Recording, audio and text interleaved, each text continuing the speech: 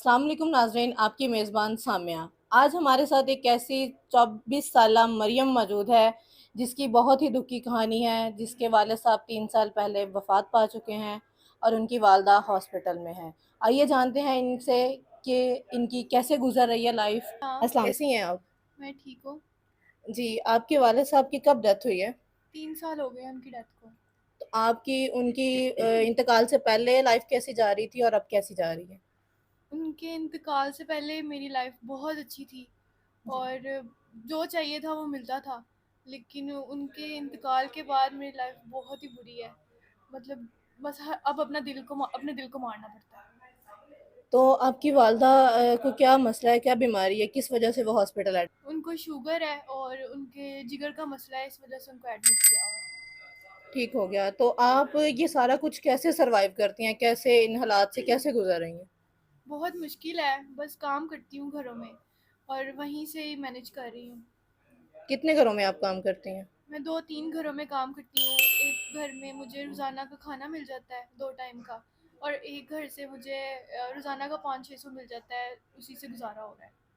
और जो वो तीसरा घर है, वो आपको क्या देता है? आप घर के अखराजात हैं, मामा हॉस्पिटल हैं, उसके बाद आपने आना-जाना रोज़ाना का, तो कैसे मैनेज होता है वो? वो 5-6 हज़ार दे देते हैं महीने का, लेकिन गुज़ारा बहुत मुश्किल हो रहा है।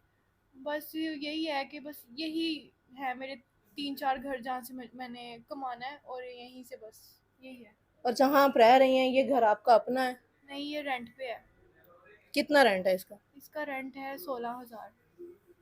तो ये रेंट पे आप रह रही हैं। नाज़रीन, आप देख रहे हैं कि ये रेंट पे रह रही हैं, जहाँ पे काम करती हैं, वो इनको खाना देते हैं, उसके बाद जो है सिर्फ़ आने-जाने का किराया दे देते हैं 500-600 रुपए, और एक घर है, वहाँ से इनको 7,000 मिलता है, और जो किराया इनके घर का है, वो 16,000 रुपए है। तो आप इसको कैसे देखती हैं? कैसे किराया कैसे मैनेज करती हैं? 2-3 महीने हो गए हैं मैं रेंट नहीं दे पा रही। पहले एक घर था जहाँ मैं जॉब करती थी, उनके बच्चों को सँभालती थी, वहाँ से मुझे सही पैसे मिल जाते थे। लेकिन अब वो लोग यहाँ से शिफ्ट अमेरिका हो गए हैं, इस वजह से ना मुझे बहुत मुश्किल हो रहा है घर का रेंट देना, और 2-3 महीने से तो दिया भी नहीं। तो आप मैरिड हैं? नहीं, मैं अनमैरिड हूँ, शादी नहीं हुई। ठीक हो गया। तो कोई रिश्ता वग़ैरह, कोई एंगेजमेंट वग़ैरह?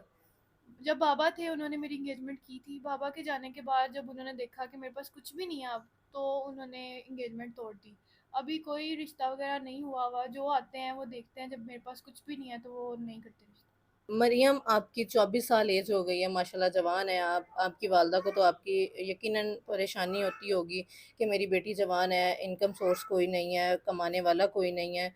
तो आपने अपना इन फ्यूचर अपनी लाइफ को कैसे गुज़ारने का सोचा हुआ है?